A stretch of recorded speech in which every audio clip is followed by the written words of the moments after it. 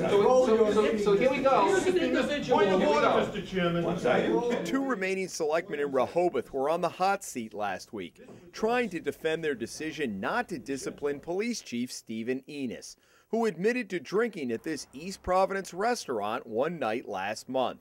He was later found by a city patrolman lying in a driveway more than 100 yards away, crying loudly. The chief says, and the selectmen accepted his explanation, that it was an adverse reaction to taking a narcotic. We did. We thought it was a pretty thorough investigation. The chief should have been placed on administrative leave immediately. Selectman Kevin McBride told his fellow board members just that at their December 20th meeting, but his advice fell on deaf ears.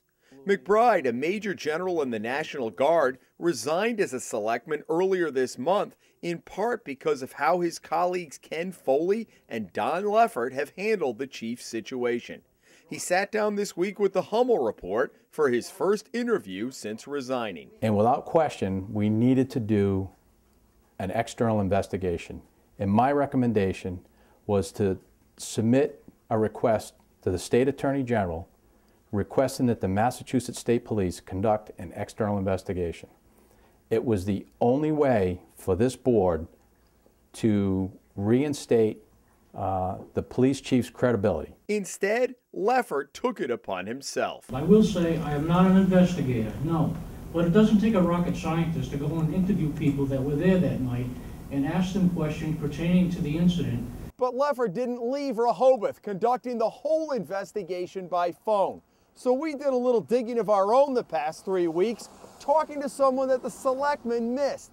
The woman who called 911 that night when Enos woke her up screaming from in front of her house. The witness told us and the police Enos was yelling, quote, "I want to die," then "kill me," repeatedly. She saw him try to stuff a lit cigarette in his front pocket, then stagger and hit his head on this fence, falling to the ground. Finally, an officer had to grab Enos by the collar of his jacket when he tried to run away. Chief Enos told Leffert he was taking the narcotic Vicodin for a medical procedure, but drove his unmarked cruiser to the Riviera Inn anyway, and had his service revolver with him, but locked it in the car, giving the keys to somebody else. He screwed up. That's it. Have you ever screwed up? I know I have. We pressed the selectman for more details after last week's meeting. He had taken Vicodin earlier in the day, about 2 in the afternoon, a half a dose. Closest I can come to is like 7 o'clock. He had a drink. Whether it was bought for him or he bought it, I don't know. It was a Captain Morgan and Coke. No one could tell me. He doesn't remember finishing it. It was only one. Nobody else saw him with another drink. Leffert says the chief at some point went out for fresh air, but somehow walked more than 100 yards up North Broadway, winding up in this driveway nearly 3 hours after he had said he had the one drink, and a full 8 hours after taking the half dose of Vicodin.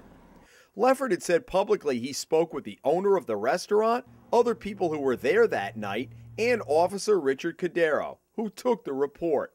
But the restaurant owner tells the Hummel Report he spoke with somebody who did not identify himself for no more than 2 minutes by phone.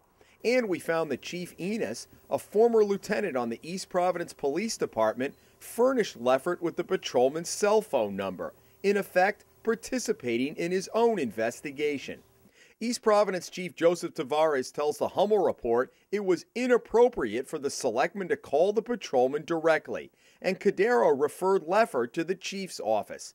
Leffert never followed up with the chief. But that's not the impression the selectman gave earlier this month. Then why did you call the police officer? How did you get his number?